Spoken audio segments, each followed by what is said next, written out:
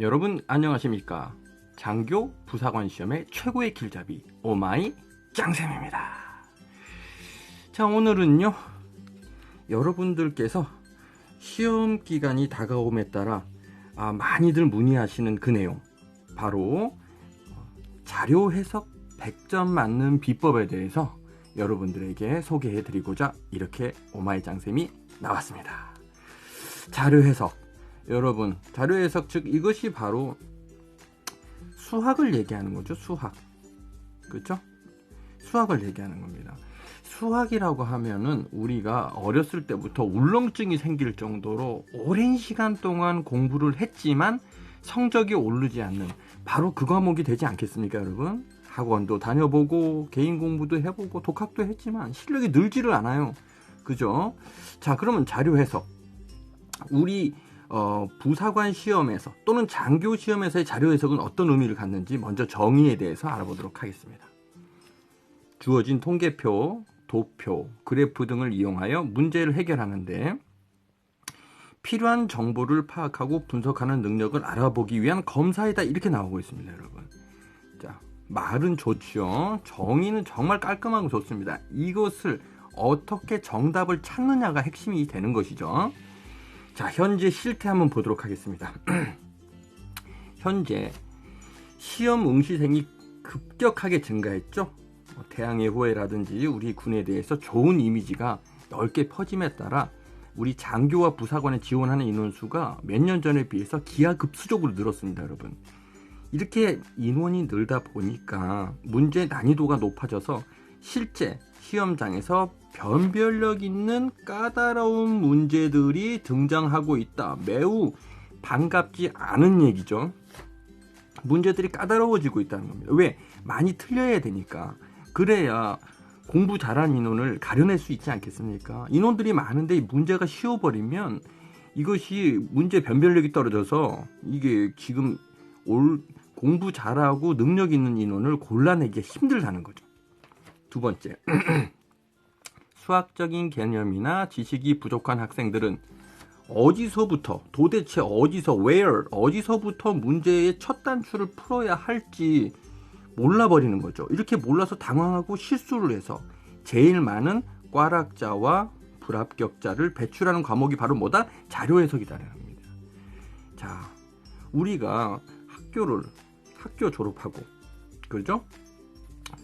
고등학교든 대학교든 학교를 졸업하고 수학을 볼 시간이 있겠습니까? 특히 문과 학생들은요, 수학 공부할 시간 자체가 없어요. 수업의 과목에 편성이 안 돼 있으니까요. 그렇죠? 지금 대학교 문과를 얘기하는 겁니다. 고등학교 문과 학생들도 수학을 많이 다룰 수가 없죠. 그렇죠? 국어라든지 언어라든지 이런 언어 파트 쪽에 강화되어 있기 때문에 보니까, 그 다음 직장생활 2, 3년 하신 분들, 그죠? 직장생활 학교 졸업하시고 직장생활 몇 년 하신 분들, 이런 분들은요, 수학을 기본 개념이나 이론들을 사실 많이 잊어버리셨죠. 그러니까 다시 수학을 공부하려고 하니까 얼마나 까다롭고 힘들겠습니까? 그죠? 자, 세 번째, 현 실태 한번 보도록 하겠습니다. 문제의 난이도가 과거와 달리 중학교 1학년 집합에서부터 고등학교 2학년 확률과 통계 범위까지 광범위하게 고루 분포되어 있어 수학의 전범위에 대한 고른 이해가 필요하다는 얘기입니다. 그렇죠? 범위가 굉장히 넓어요, 여러분. 문제가 쉬운 문제도 있는 거 하면 문제가 상당히 까다로운 고등학교 2학년 확률 통계 문제도 나옵니다. 그죠? 확률과 통계 문제도 나오기 때문에 이런 부분에 있어서 우리 학생들이 시험에서 정답을 찾아내기가 어려운 실태를 현재 보이고 있다는 거죠. 다음, 6회 공군 모두 20문제에 25, 25분의 빠듯한 시험 시간을 주기 때문에 전체 문제의 3분의 2의 문제를 겨우 풀었을 뿐인데 이미 시간 끝났습니다. 문제지 제출하실 준비하십시오. 답안지 정리하십시오. 이렇게 통제관이 말을 한다는 거죠. 그래서 오답이 속출하는 경우가 아주 다반사로 벌어지는 겁니다, 여러분. 시간 내에 다 풀지를 못한다는 게 문제입니다. 이거 우리 자료 해석 문제 시간만 한 50분씩 주면은요, 틀릴 문제 거의 없습니다, 여러분. 왜냐하면 표와 그래프 부분을 집중적으로 분석하다 보면 답이 다 나오게 돼 있거든요. 근데 시간이 25분밖에 없으니까 이 짧은 시간 안에 어떻게 정답을 찾아내고 우리가 높은 점수를 받느냐가 이게 관건이라는 거죠. 현 실태에 대해서 알아봤습니다. 자, 그럼 다음 넘어가서 자, 다음은 현재 문제 출제 경향에 대해서 알아보겠습니다. 자, 2018년도 그죠? 들어서 문제 출제 경향이요 많이 좀 달라졌습니다. 첫 번째 좀 자주 출제되는 문제 이 내용들을 보면 수의 규칙을 찾는 뭘 찾는 규칙을 찾는 수열 추리 문제 등이 많이 나옵니다. 자, 이 수열 문제에 대해서는 오마이 짱쌤이 과거 한번 수열 문제 싹 한번 정리해 드렸죠. 건너뛰기 수열, 그 다음에 사칙 연산 수열, 문자 수열까지 오마이 짱쌤의 그 여러분 유튜브에서 수열 문제 푸는 걸 참고를 해보시기 바라겠습니다. 자, 이렇게 숫자들이 쭉 나오면서 괄호치기가 나오면서 여기에 들어가는 숫자가 무엇인가 라고 하는 문제들이 아주 곧잘 나옵니다. 출제율이 높습니다, 여러분.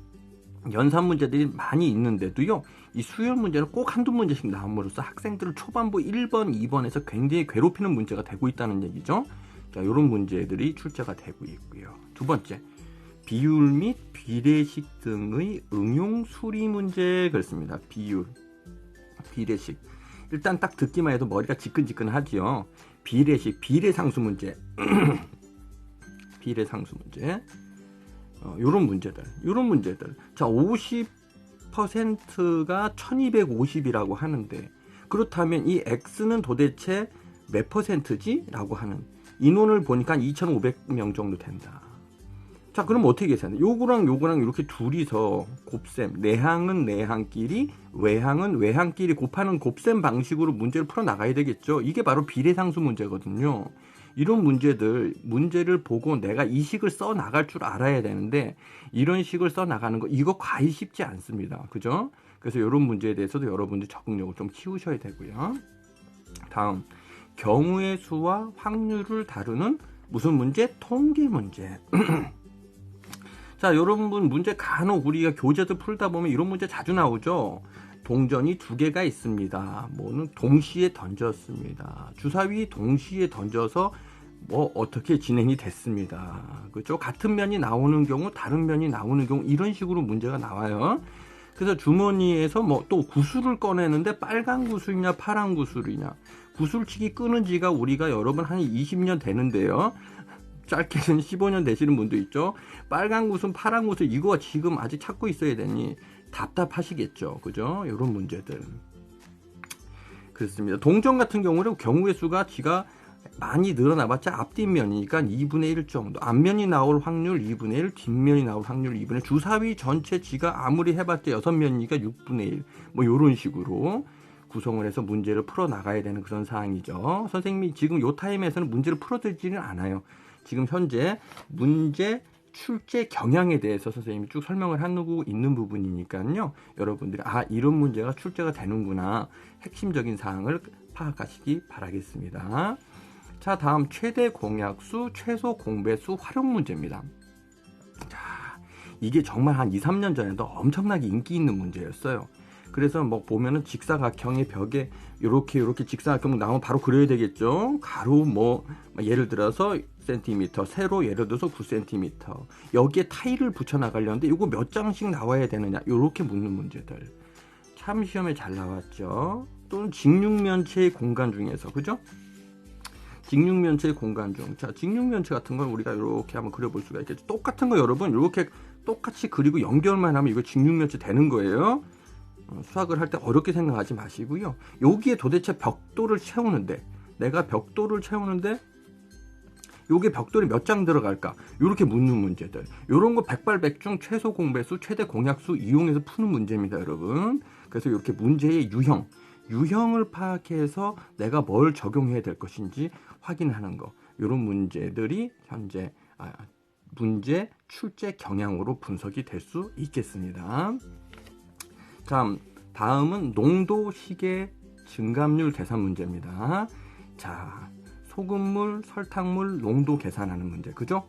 소금물, 설탕물 여러분 맛은 달라도요, 계산 방식이 계산 방식이 동일합니다. 그죠? 계산 방식이 같은 내용이에요. 그래서 이제 계산하는 거. 그 지난 시간에 선생님이 오마이 짱쌤의 그 농도 계산하는 거에 대해서 유튜브로 영상을 올려놨어요, 여러분. 그래서 그것도 참고하시면 좋을 것 같아요. 자, 자 다음 8시 X분일 때 두 시계 바늘이 일직선상에 있을 때 도대체 몇 분인지, 그 시각이 몇 시 몇 분인지, 그죠? 물어보는 요런 문제들도 시험에 잘 나와요.